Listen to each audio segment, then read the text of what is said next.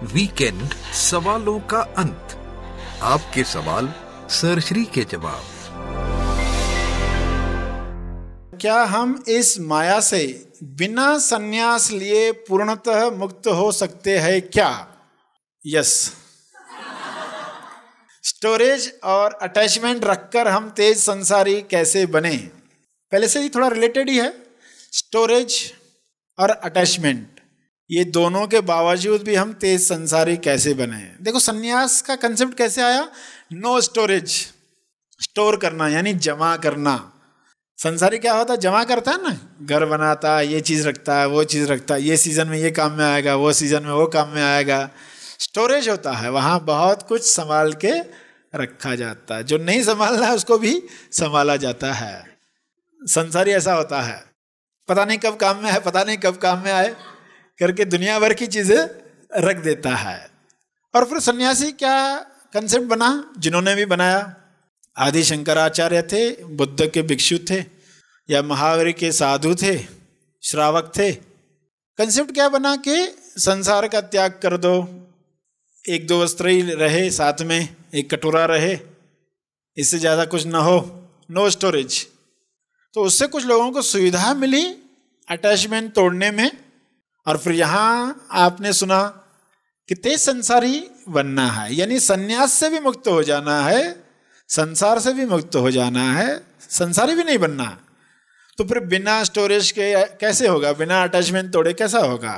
तो यहाँ आप एक नई बात सीखते हो तेज संसारी के लिए, जो बहुत ही महत्वपूर्ण है। तेज संसारी के पास समझ है इस सारे प्रोसेस की, क्या चल रहा है, कौन सी अभिव्यक्ति हो रही है, उस अभिव्यक्ति के लिए कुछ स्टोरेज भी हो रहा है, तो उसमें उसको चिंता नहीं होगी, उसमें कोई दिक्कत नहीं होने वाली। कुछ चीज़ें आपने संभाल के भी रखी तो वो आपको तकलीफ नहीं देने वाली है।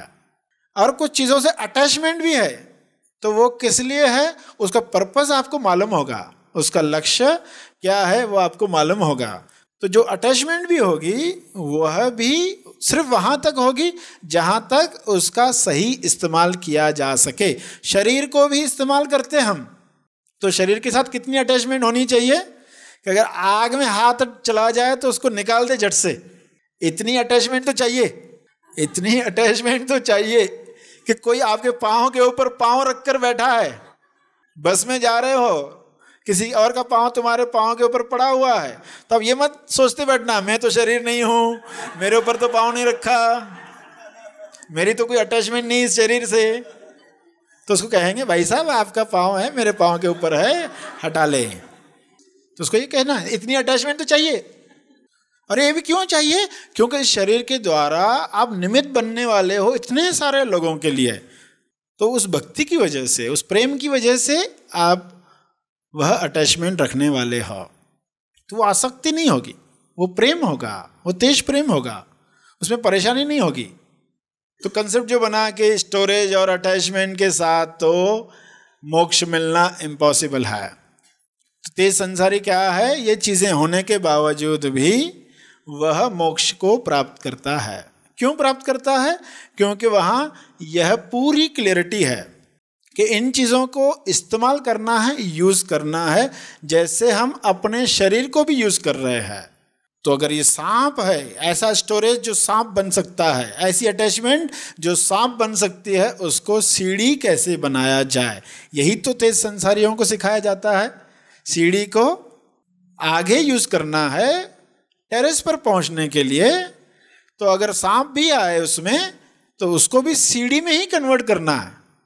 आप किसी सीढ़ी पर चढ़ रहे हो और ऊपर से कोई पत्थर फेंक रहा है आपको गिराने के लिए, तो आप उन पत्थरों का भी इस्तेमाल करके माइलस्टोन बनाओगे, मील का पत्थर, ताकि पीछे आने वाले जो लोग हैं उनको भी दिशा मालूम पड़े, उनको भी पता चले वो कहाँ तक पहुँचे हैं।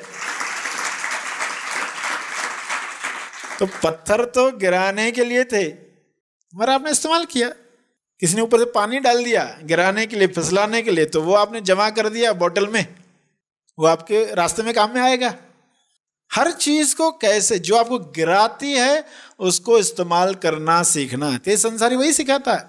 अगर ये आप सीख गए, लोग नहीं सीख पाते ना, तो उनसे फिर निकाल दिया जाता है कि तुम्हारे पास रहेगी नहीं, न रहेगा सांप, न बजेगी बांसुरी, सांप ही नहीं होगा तो बांसुरी बजाने की जरूरत नहीं, तो वो तब कहते, क्योंकि वो सांप को सीढ़ी बनाने की कला नहीं जानते।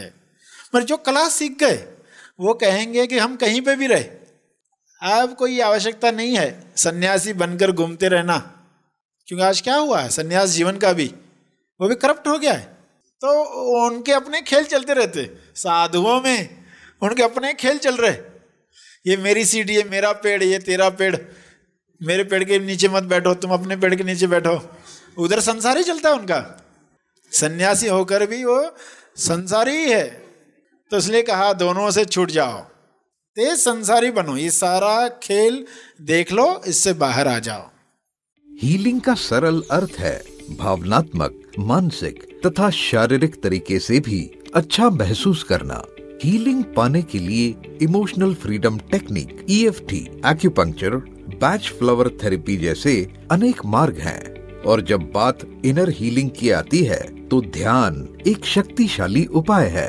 अतः हमारे अंदर जाने अनजाने में दबी हुई ऐसी कई सारी बातें हैं जिनकी डीप हीलिंग के लिए सर श्री निर्मित स्पिरिचुअल हीलिंग कैंप, शरीर मन स्वास्थ्य की अदृश्य विधियां, experience inner healing through meditation, इस 2 दिवसीय निवासी रिट्रीट का जरूर लाभ लें। यह शिविर होने जा रहा है मनन आश्रम पर।